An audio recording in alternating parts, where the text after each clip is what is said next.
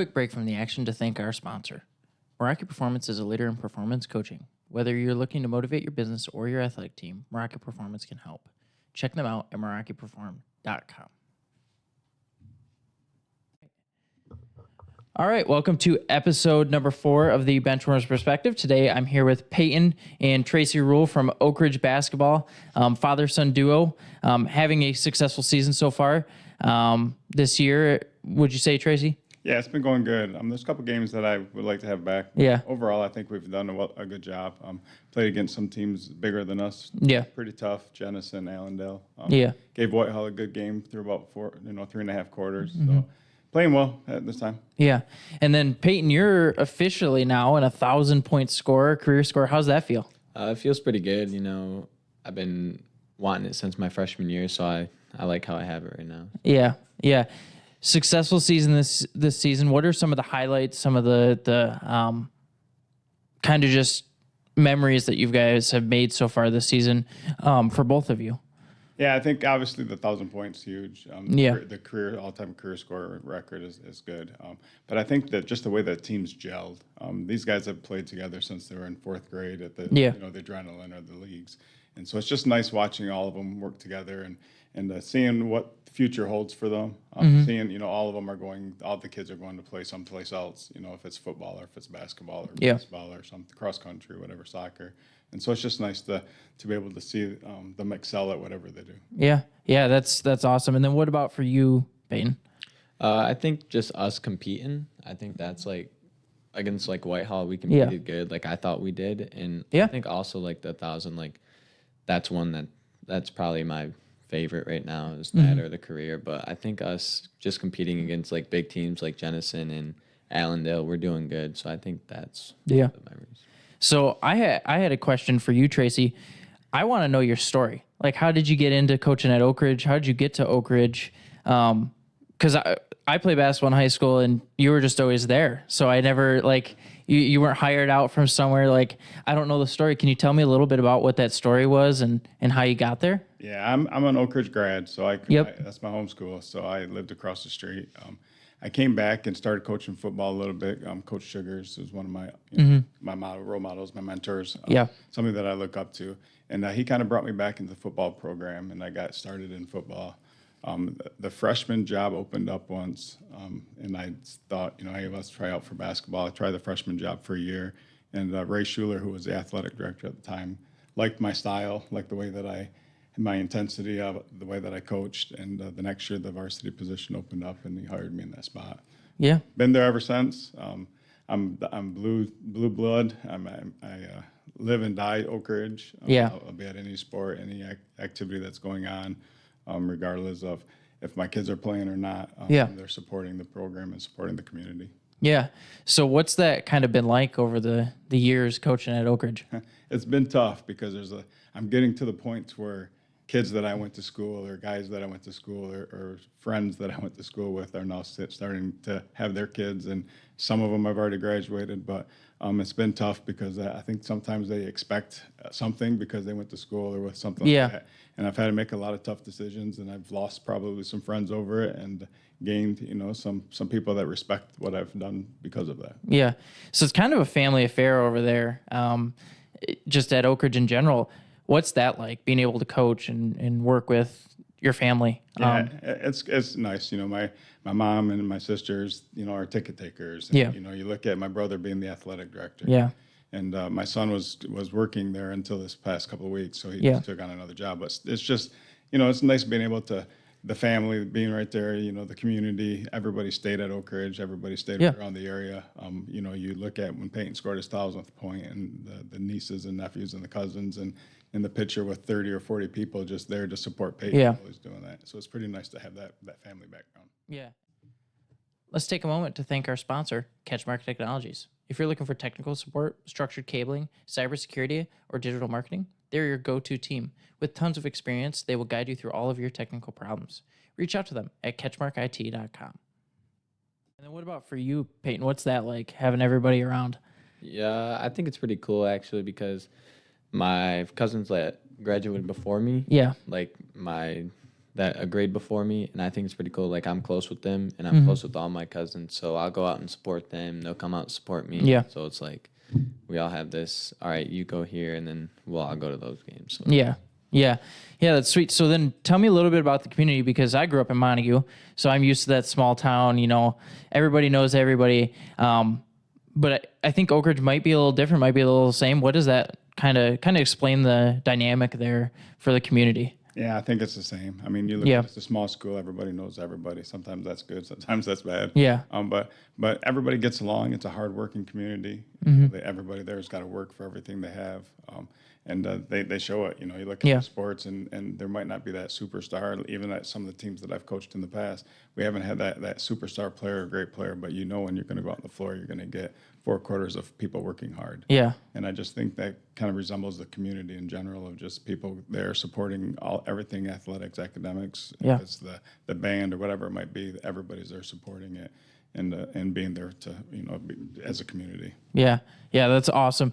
So what are some of the goals you guys have for the remainder of the season?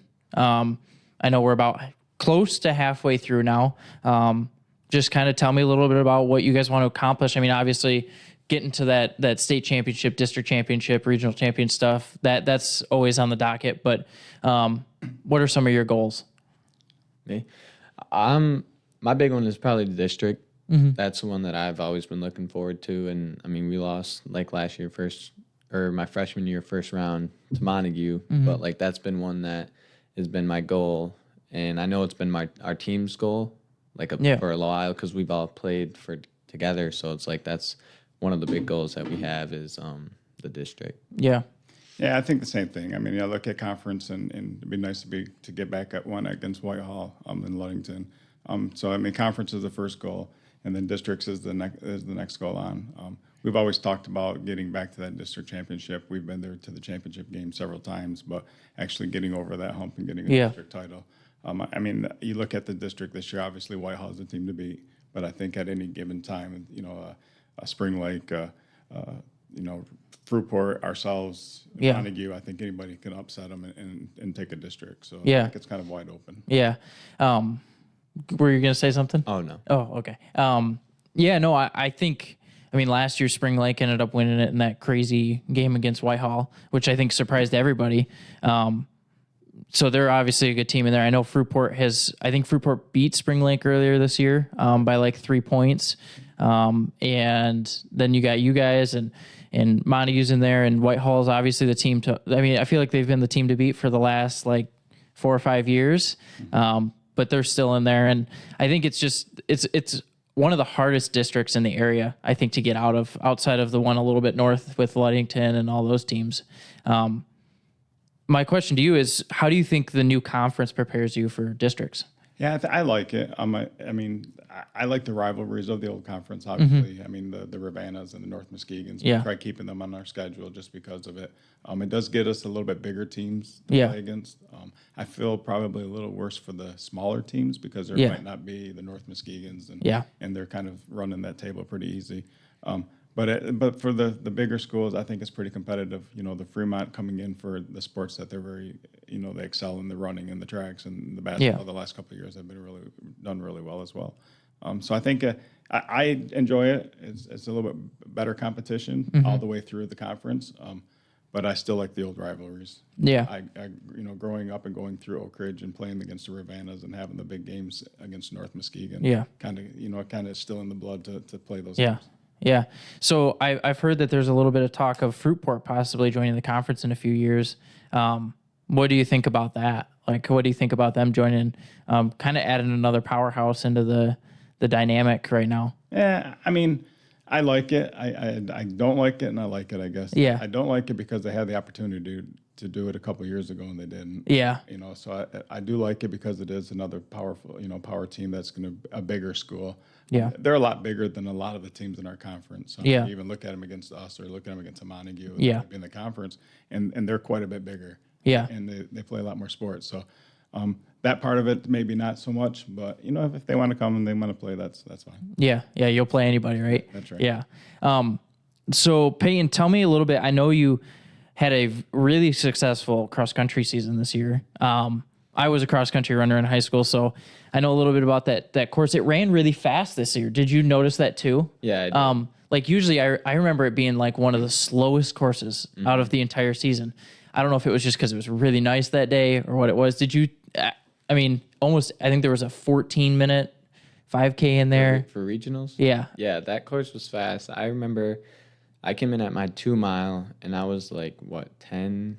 I was like 10 minutes and I didn't really hear my time. Yeah. But then after, when I finished, I heard that my time was 10 minutes for the 2 mile and I was like, oh, wow. Yeah. That was fast. Yeah. No, and then like at the state meet too, there was a guy from the Grand Haven kid ran like a close to sub 15, or I think he did run like a 1450 something. Yeah. Like that course is notoriously slow. Right. Like when I ran it, we got to stay. At this moment, we'd like to take a moment to thank our sponsors. Chris Wink, Century 21 First Class Realty. Looking to sell or purchase a new home, or perhaps invest in a plot of land? Chris Wink with Century 21 First Class Realty is your go-to expert. As a leader in West Michigan real estate, Chris brings unparalleled knowledge and dedication to every transaction. Don't wait.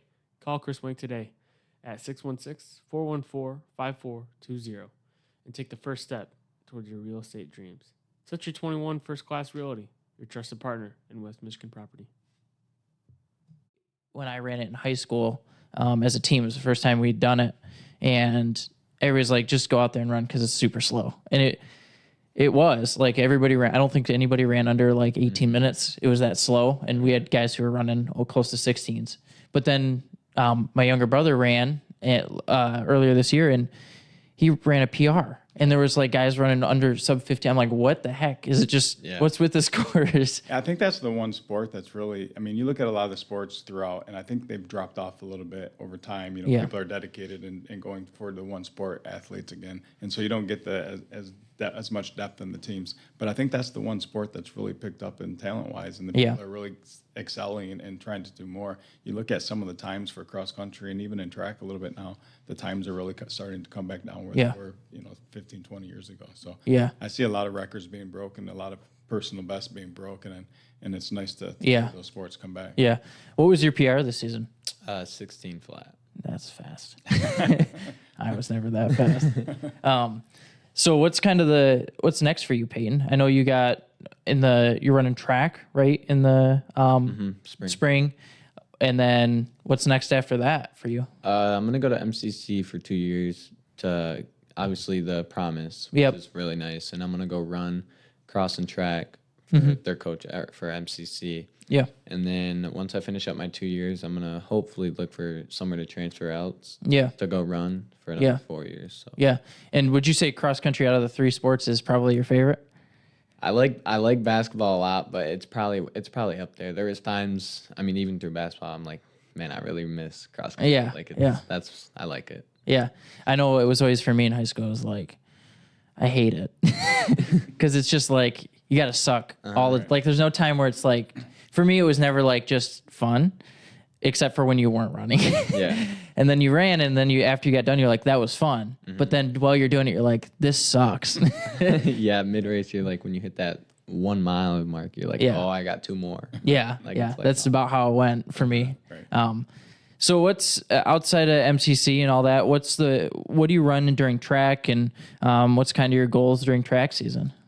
So for track, I run the 400, 800, the 4x8, 4x4, and I think I'm going to try the mile again this year. Yeah. But for the 4x8, we were 4 seconds off last year from our school record. Mm-hmm. So I think this year we're gonna try and beat that this year. That'd be sweet. Yeah. And then kind of walk me through some of your favorite courses from last season. Oh. Definitely the Benzie for regionals. That was my favorite. They changed that. They did. They changed. I think they change it like every year or something like that. Because when I ran it, I think the first thing they changed was when you go out and around, you used to not come like all the way around. Like you used to come all the way around the baseball field. Yeah. Mm-hmm. But now you only like go halfway and then you turn back around. Yeah. It didn't used to be like that. And then this year they added something else to it back out in the woods. like you come down the side of the school, which you never used to, where you like will go out and you come back around and then go back into the woods again. We never did that. Like, and when I was helping out with Coach Vic, we never did that during that time either. It was so weird. They change it like every single year. Yeah. And it was nice there because you could see the crowd and running through there before they used to go around the school to where they came in front of the school to where you had more people there cheering you on and you got to see the people a little bit.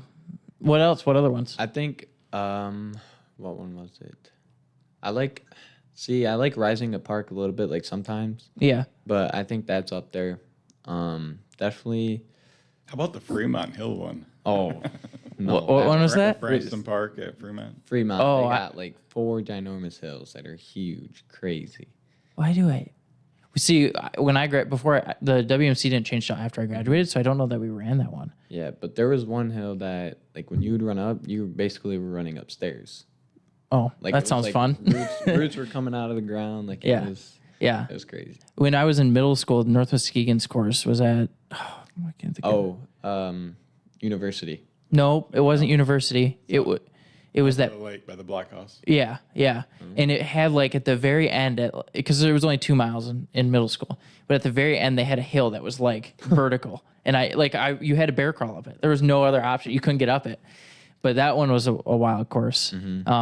When I ran the park that they did GMAA at this year, they had wood chips. Yes. And I remember them just get stuck in my spikes, and it was so annoying. Like, because you'd run and then you get in a spot where there wasn't any wood chips, or it was. At this moment, we would like to take a moment to thank our sponsors. Park Place Sports. Want to support your local athletics program? Look no further than Park Place Sports. As a leader in banner and sponsorship program for athletes, they provide top-notch services to help your team shine. Visit their Facebook page, Park Place Sports, LLC, and see how they can elevate your athletic program today. Park Place Sports, your partner in athletic excellence. Like dirt or something, you feel that one giant wood chip that's stuck in the bottom of your spike. Yeah. And that sucked. Outside of that, any other ones? I think Portage. Portage was another one that I liked. Big hill. Yeah. See, but I kind of like the hills though. Yeah. Like when people I got this from the Jazzwinskis, so I ran up with them at Hart or Shelby. Yeah. They always said when people are running up the hills, that's when they slow down. Yeah. And so then you just work and stay with them up the hill. But then once you get up the hill, that's when you go like 200 meters and you just sprint, because that's when they're dead. Yeah. Like they might go up fast up the hill, but then once they get there, they're going to go back into the pace, and that's when you just go. Yeah. Yeah. So I really like the hills and courses. Yeah. What was it like training with them, with the Jazzwinskis? Because they're hardcore. Oh, see, it's kind of like with him, like he's always on me. And that's the thing that Bob said. He's like, I'm going to be just like your dad. I'm going to be yelling at you and all that. I'm like, all right. Like, and he does. He really pushes me. And they are excited for me to run cross country at MCC. And he told me that it's smart to go 2 years and then transfer somewhere else. So I do give a shout out to them because they have pushed me a lot. Yeah. And I mean, what were the training days like? Because I know that I know they go hardcore. I've seen their Facebook page and stuff. What were those like? They were pretty intense. I remember my first ever workout there. We did a backwards hill workout. So it's you run up. So you run up the hill.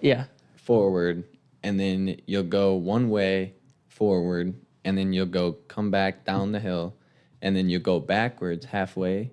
Or you go backwards all the way up to the hill. Yeah. And then you go like another 100 meters, and then you'll jog back, and then you do it again. And we did that for like 15 minutes, and my thighs were burning. Yeah. Yeah, they run forward and backwards up and down the hill to work the different muscles. That's crazy. Mm-hmm. I would be dead. I remember. So we'd call it cross camp, and during COVID we couldn't do it the same way. Normally we go up to, when Coach Fick was the coach at Montague, we'd go up to his cabin. I can't even remember where it's at. It's way up north, and we do camp there. But during COVID, we couldn't do it there, so we did it at the. Do you know the Jensens? They own the apple farm, way out in New Era, and we did it there. And they have on their farm, there's like a half mile away, there's this weird opening in between the two fields, and it goes up to a hill, and then there's woods, and there's a bunch of 4-wheeler trails back there, and we go to cross camp, and like this third day, and cross camp's notorious for having like the hardest workouts of the season. Coach Vic, we all pile into a Suburban. He had this really old Suburban. We all pile in there. He drives us like 15 miles out in the middle of nowhere, and it's all Amish around there. So like Amish country, there's nothing. Like you can't see anything. And it's just like, all right, run back. And we're like, where do we go? And he's like, just follow me. And he's like 2 miles ahead of you, and you can barely see him. Yeah. But that was easily the worst run I've ever. And it was like middle of July, and there's no like shade or anything, so it's all dirt roads. So the dirt is just radiating heat, and oh man, that was a run. That was tough. So tell me a little bit about what you did in high school and how you were as an athlete. Let's get back into those days. Oh man, that's a long time ago. I started out in cross country my freshman year, but then I switched over to football. I played football, basketball, and I started off with baseball and switched over to track. My senior year, our football team made it to the state finals. So we played at the Silver Dome. I think it was Oak Ridge's first year going there. So that kind of set it. Did play basketball on the varsity for 3 years. We won district titles all 3 years that I played on the varsity. So had a pretty good basketball career. And then for cross country, we were pretty good in not cross country, but track. We were pretty good in track at the time. We had a pretty good group in front of me that was the field events. We really excelled at field events. So and then we had a couple of good. Dave Nelson was a good 100-yard dash, and then I kind of ran middle distance, kind of same as what Peyton did, quarter and a half mile, and then 2 mile and mile relay. Yeah. So for you, Peyton, going back to that West Michigan Conference shift, you played during the normal West Michigan Conference, if I'm not mistaken, right? When it was the old conference. Yeah, that was my freshman year. Yeah, and then now it's changed. How did that because it was after me, so I've never been able to experience outside of coaching. So what was that like for you having the conference switch your freshman year? I liked my freshman year because like a lot of my friends were in that old conference, that I would play against. Yeah. And then we moved to this new conference, and it's kind of like, oh, they moved to your conference, and it's like, oh, you don't really know much about them, and they don't know much about you, which is good, but it's also bad. Yeah. So it's like when we played Ludington, we knew about David Schillinger. Yeah. But then it's like, okay, we didn't know he'd come out this, you know what I mean? Yeah. So it's like, he hit the school record, or maybe some sort of record he hit it on us last year. That kid was crazy. Like I remember we were sitting in pregame, we're watching film, and we're like, all right, we're gonna try. Let's take another moment to thank our sponsor, Shoreline Restoration and Construction. Did a storm recently hit your business, home, or other building? Then Shoreline Restoration and Construction can help. They are a leader in remodels, new construction, and much, much more. They also restore water-damaged buildings, flooded basement, and so much more. Make him shoot jumpers. And then we get in the game, and we made him shoot jumpers. He just made all of them. And so you're like, how do you game plan for somebody who just makes everything? We did the same thing. We were set to shut him down, and we did in the first half, and we had 2 points at halftime, and we were either right in it or in the lead. Comes out in the third quarter and scores 21. Yeah. I was like, man. Yeah. So for you, Tracy, how do you stop a guy like Cam? I know you guys were pretty successful in that first game. I was there all the way up until like those last 3 minutes. How do you stop a guy like that? Cam's tough. I don't know if you can stop him. I think you just got to control him and only give him. Don't let him get the second chance points. Don't let him get the extras. Force him to take a contested shot and then make sure that you box him out. That's a big thing, I think, is just make sure you box him out. Right, and it's harder to do than it sounds easy, but it's pretty tough. He's pretty quick jumper. He has a quick second jump, and so we're just trying to force him. The other thing we wanted to do is, I don't want to give away any tips. Yeah, no, I get it. But have him control the ball or have to bring the ball up. Yeah. Because if he's bringing the ball up, he's not underneath the basket. Yeah. So that's true. So that allows. Let him stay outside a little bit. Yeah. Stay out and other people try to do things. Yeah. That's probably what I think most of the WMC is trying right now. It's crazy. They've added I was looking at their schedule at the beginning of the season. They had Coopersville on there. They play Rockford later next week. Weeks, Hudsonville. Yeah. I'm honestly surprised they didn't add Muskegon to their kind of schedule, because they're close to, if not, I think they beat Hudsonville. They got beat by Hudsonville, but they played them really well. It was I think they lost by 10. Muskegon? Muskegon. I'm sorry, yes, No, Muskegon Whitehall. did, yeah. I knew Whitehall lost, but I'm pretty sure Muskegon beat Hudsonville by like 6. Yeah. Yep. And then I'm surprised Whitehall didn't throw Muskegon on, especially because they're so close. Like they're only like 20 minutes apart. Yeah, I mean, if you're going to go play Rockford, there's no reason why. And I think that would be a huge game, especially because Whitehall's played like Reese Puffer. They played Mona Shores last year. Like I'm honestly surprised they haven't added them. Any big schools like that you guys are going to add to your schedule next year? We played Jenison this year. I mean, it was a big game for us. Yeah. I mean, I look at the pros and the cons with that. Yeah. It's good because you get, the good competition. That's bad because you're not getting everybody a lot of minutes. Yeah. And so if you want to develop that 7, 8, 9, player, it's better to play a good competition, the level that you're at, and not maybe overschedule a little bit. Yeah. And play for the top 5 guys or 6 guys on your team. Yeah. It helps them for the district standpoint, and it helps prepare them for districts. But I look at like an Allendale that we played this year was a very good competitive game for us. We've got Jenison, that was a good game for us. Yeah. West Ottawa would have been a game that if we would have played them, it would have been a good game for us. And then also making sure we schedule it to where we can develop some of the juniors and the sophomores that we have up for the next couple of years. Yeah. If I looked at playing that kind of competition all year and not getting those guys the minutes that they needed to develop, my next couple of years I would have had a couple of struggles trying to get those guys. So I look at it trying to get a good mix or a good blend of tougher teams, the Jeffersons, the Allendales, and the Coopersvilles when we've played them in the past, but also making sure that we're getting teams that everybody gets some playing time. Yeah, no, that makes total sense. That's probably the best explanation I've ever heard for that. So what's kind of next for you after this guy's gone and graduated, and what's up for you? I've got a freshman still coming in. So Yeah. I've got a 9th grader that he's playing basketball this year. So Yep. I'm definitely going to stay around and give him some support as well. And then I've got, we talked about the family. We talked about how close my family is. And my brother being the athletic director, he's got a little 6th grader that's coming up. And so I enjoy it. I've talked to like Nate Artem, different coaches that have gotten out of it in the past couple of years.